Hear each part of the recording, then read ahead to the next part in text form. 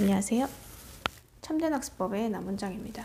수학은 암기일까요? 이해일까요? 이런 질문에 대해서 많이 생각을 해 보셨을 것 같은데 오늘은 이런 원론적인 얘기를 한번 드려보려고 합니다. 결론은 이해하면서 암기 혹은 암기하면서 이해를 해야 되는 그런 학문인 거죠. 근데 세상에 있는 모든 학문들이 단순하게 그냥 암기만 해서 끝나는 과목도 없는 것 같고요. 이해만 해서 될 수 있는 과목들도 거의 없는 것 같은데 수학에 있어서는 굉장히 이해라는 부분을 많이 강요를 하시는 것 같아요.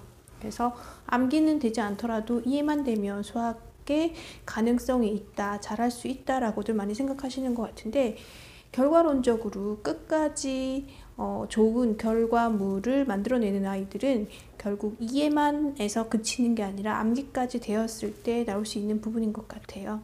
초등 저학년이나 초등학생들 같은 경우에는 굳이 암기라고 할 만한 게 없는 것 같고요. 그래서 이해하는 게 굉장히 우선시 되는 것 같고 걔네들은 그게 맞는 것 같아요. 물론 처음에 이제 초등학교 2학년이 되면 구구단 같은 건 외우게 되죠.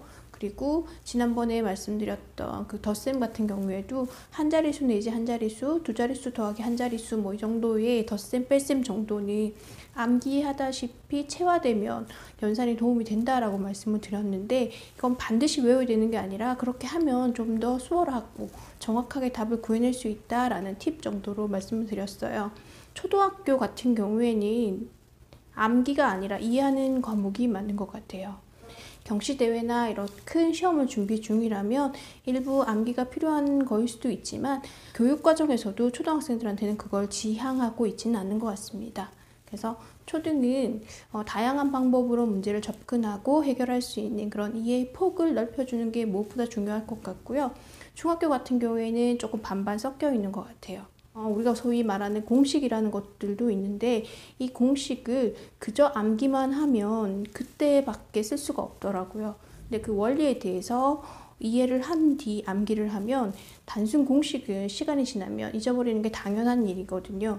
근데 그걸 어떻게 접근했고 풀어나가는 방법을 내가 이해를 했다면 그 식을 유도해서 나만의 것으로 만들어낼 수 있고 단지 공식을 오래 기억한다는 것뿐만 아니라 그것들이 나한테 내재되어 있어서 나중에 어느 순간 아웃풋을 하게 될 때 그게 이제 그런 개념들이 믹스되어서 문제를 해결할 수 있는 그런 내용들이 되는 것 같아요. 중학교 같은 경우에는 제가 암기만 해도 어느 정도 점수를 얻어낼 수 있다라고 말씀을 드렸었거든요. 예전 영상에서. 근데 이건 저만 그런 게 아니라 어떤 선생님이라도 아마 그렇게 말씀하실 수 있을 것 같아요.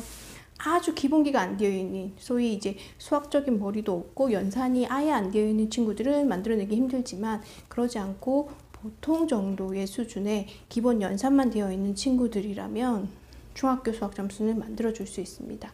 어디까지? 80점대까지.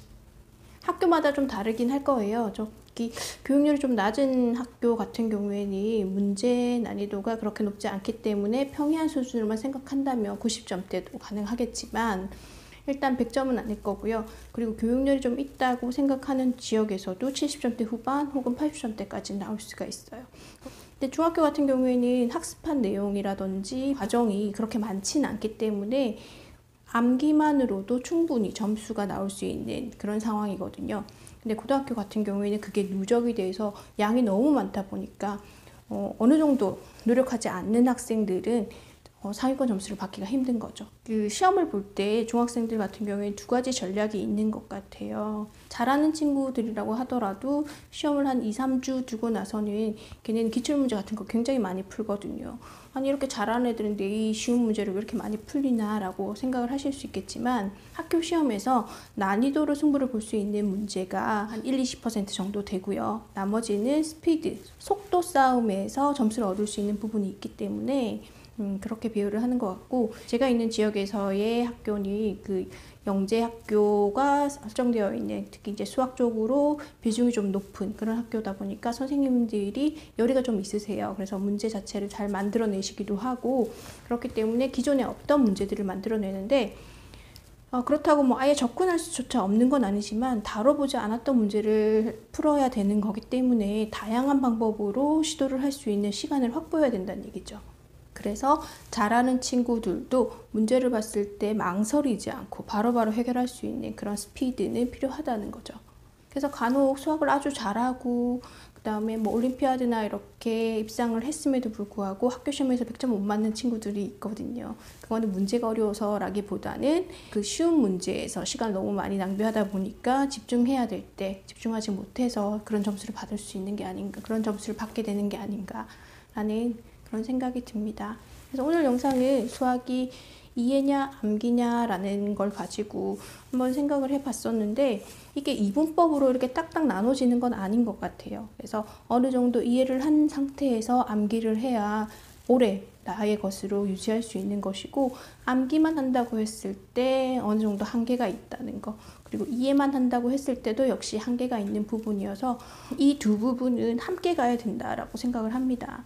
간혹 도형 같은 경우에는 이해하는 학문이다 혹은 암기하는 학문이다 라고 정의를 내리시고, 함수 같은 경우에는 100% 이해하는 학문이다 라고 얘기를 하시는데 같이 병행돼야 된다라고 생각을 해요. 사실적으로 함수는 이해의 영역이 좀 넓은 부분이긴 하지만 거기서 까다로운 문제들을 풀게 될 때는 그 유형들의 연습도 꼭 필요로 하거든요.